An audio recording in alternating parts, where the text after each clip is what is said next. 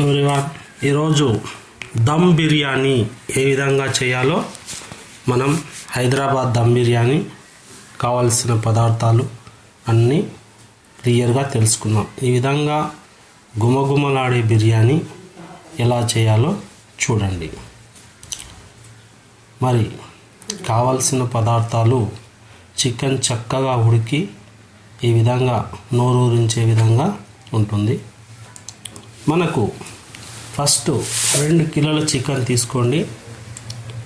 బాగా మంచినీరు కొంచెం ఉప్పు ఏదైనా వేసి మంచిగా నీట్గా కడగండి చికెన్ను.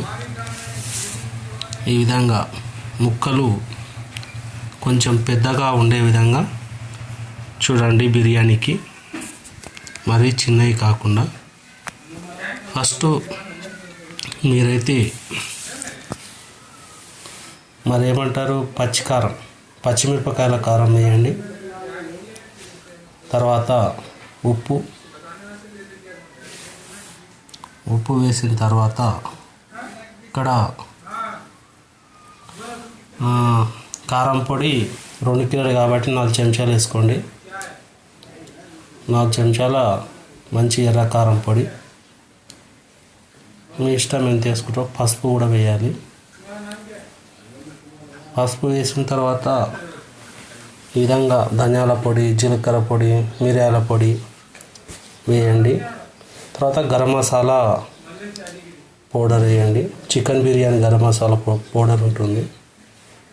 ఆ తర్వాత దీన్ని అల్లం వెల్లుల్లి పేస్ట్ కొద్దిగా వేయండి. అల్లం వెల్లుల్లి పేస్ట్ వేసిన తర్వాత మీకు పెరుగు వేసుకుంటే చాలా బాగుంటుంది. కొంచెం నిమ్మరసం కూడా ఓ నిమ్మకాయ పిండండి. ఈ పులుపు కావాలనుకునే వాళ్ళు తర్వాత బిర్యానీకు కొంచెం పైన గార్నిష్ కోసం కొత్తిమీర ఈ విధంగా వేసుకోండి. చూసారు కదా. దీన్ని ఏం చేయాలంటే ఒక గంట సేపు అలాగే ఉంచాలి. పెరుగు మళ్ళీ ఒక కప్పు పోసేయండి.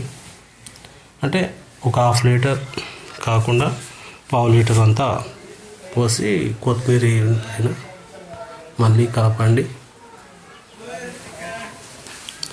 ఈ విధంగా మీరు 2 కేజీల చికెన్ ఈ విధంగా చేసుకోవాలి. బాగుంటుంది.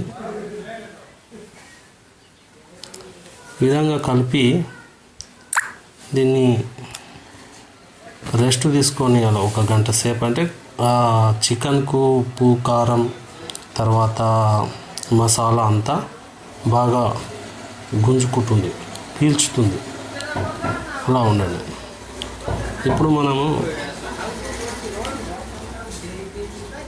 ఏం చేద్దామంటే బాస్మతి రైస్ తీసుకుందాం. బాస్మతి రైస్ అయితేనే బిర్యానీకి బాగుంటుంది. 2 కేజీల చికెన్ కాబట్టి 2 కేజీల బాస్మతి రైస్. ఇప్పుడు ఏం చేయాలంటే బాస్మతి రైస్ నీటిలో మంచిగా శుభ్రంగా కడిగి 1 గంట నాననివ్వండి. నానిన తర్వాత నీళ్ళు గరం అయిన తర్వాత ఇప్పుడు ఉల్లిగడ్డ వేయించుకోవాలి. ఉల్లిపాయ బాగా మంచి బ్రౌన్ కలర్ గోల్డ్ కలర్ వచ్చే విధంగా వేయించుకోవాలి. ఈ విధంగా ఇప్పుడు కొంతమంది ఏం చేస్తుంటారంటే ఉల్లిగడ్డ వేస్తుంటే మాడిపోయేటట్టు వేయించుతారు. అలా వేయించకూడదు. అలా మాడిపోయే విధంగా వేయిస్తే బిర్యానీ చేదవుతుంది. కాబట్టి బిర్యానీకి ఎప్పుడైనా సరే ఉల్లిగడ్డ మంచి గోధుమ కలర్ చల్లటి, అంటే ఎక్కువ వేడి లేకుండా కొంచెం నిదానం సెగ మీద ఇట్లా గోధుమ కలర్ వచ్చింది కదా తీసేయండి. బయట కొంచెం సేపు ఆరిన తర్వాత కరకరలాడుతూ కనిపిస్తుంది. చూసారు కదా. ఇలా ఈ విధంగా వేయించుకోవాలి. క్వాంటిటీ ఒక 2 కిలోలు కాబట్టి 1/4 కిలో లేదా 1/4 కిలో పైన 5-6 ఉల్లిగడ్డలు తీసుకోండి. ఇప్పుడు వేయించింది ఈ యొక్క బాగా మనం ఒక గంట సేపు అయింది కదా, దానిపైన పోసి కొద్దిగా నూనె వేయండి. నూనె వేసి మళ్ళీ కలిపి అలాగే ఉంచండి. కలిపిన తర్వాత చాలా మంచి దమ్ బిర్యానీ ఏ విధంగా చేయాలో చూద్దాం. ఈ విధంగా ఒక గంట సేపు కలిపిన తర్వాత ఇప్పుడు మనం ఉల్లిగడ్డ కూడా వేసినాం కదా, వేసిన తర్వాత చికెన్ అయితే ఉప్పు కారం అన్నీ సరిగా ఉన్నాయి. కొంచెం టేస్ట్ కూడా చేసి చూడవచ్చు. ఈ విధంగా నీళ్ళు బాగా మరగనిచ్చి ఒక పెద్ద అంటే మనం 2 కిలోల చికెను 2 కిలోల బియ్యం కాబట్టి కొంచెం 5-6 కిలోలు ఉడికే బొవ్వాన్ని పెద్దదే పెట్టండి. ఇందులో జీలకర్ర బిర్యానీ ఆకు అన్ని మసాలా దినుసులు లవంగాలు ఇలాచీలు దాల్చిన చెక్క అన్నీ వేసి బాగా మరగనివ్వండి. కొంచెం నెయ్యి కూడా వేసుకోండి. నెయ్యి వేసి ఏంటంటే మనకు మంచి ఫ్లేవర్ అనేది మంచి టేస్ట్ రుచికరంగా అనేది ఉంటుంది బిర్యానీ. అంటే మిరపకాయలు కూడా వేయండి. నెయ్యి లేని వారు సన్ఫ్లవర్ నూనె కూడా వేసుకోవచ్చు. ఆ విధంగా సన్ఫ్లవర్ నూనె వేసిన కొంచెం నీటిలో ఉప్పు చూసే వేయండి. ఎందుకంటే బీపీలు అవి అంటారు కాబట్టి తగినంత నీటికి తగినంత ఓ చెంచాల ఉప్పు వేయండి. కొంచెం నీళ్ళు క్వాంటిటీ ఎక్కువనే ఉండాలి. అంటే 70-80% లేదా 85% ఉడికిన తర్వాత మనం ఏం చేస్తామంటే ఈ యొక్క రైస్ వేరే బౌల్లోకి తీసుకోవడం జరుగుతుంది. ఈ గరం నీళ్ళలో మనం వెంటనే ఇప్పుడు బియ్యాన్ని అయితే వేసేద్దాం. ఇష్టం ఉన్న వాళ్ళు ఈ యొక్క ఏమంటారు వేసేస్తున్నాం. నీటితో సహా అట్లే వేసేయాలి. ఒక 80% ఉడకనివ్వండి, మగ్గనివ్వండి. ఈ విధంగా నీళ్ళు ఉడుకుతుంటే మగ్గుతుంటుంది. తర్వాత ఇప్పుడు ఇట్లా గోరుతో ఇట్లా చూస్తే విరగాలి. ఎక్కువ కలపకండి మరి.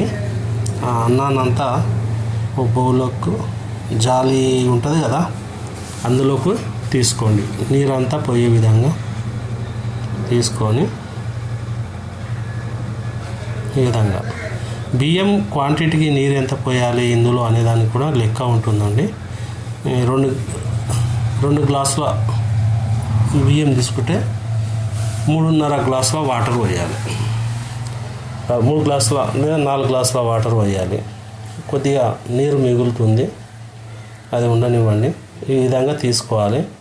నెక్స్ట్ ఏం చేస్తారంటే ఇప్పుడు మనం ఇప్పటిదాకా కొద్దిసేపు పెట్టినగా చికెన్ అన్ని నూనె నెయ్యి ఉప్పు కారం కలిపింది బాగా మెత్తగా మంచిగా మసాలా అంతా పట్టే విధంగా ఉడికించండి. ఇప్పుడు మంచిగా ఉడికిన తర్వాత చెప్తానండి. మనము రెడీ చేసుకున్నాం కదా బిర్యానీ ఇప్పటి వరకు అన్నము, అది దీనిపైన వేసేయాలి. మగ్గనివ్వండి, బాగా చేస్తే ఉడకనివ్వండి.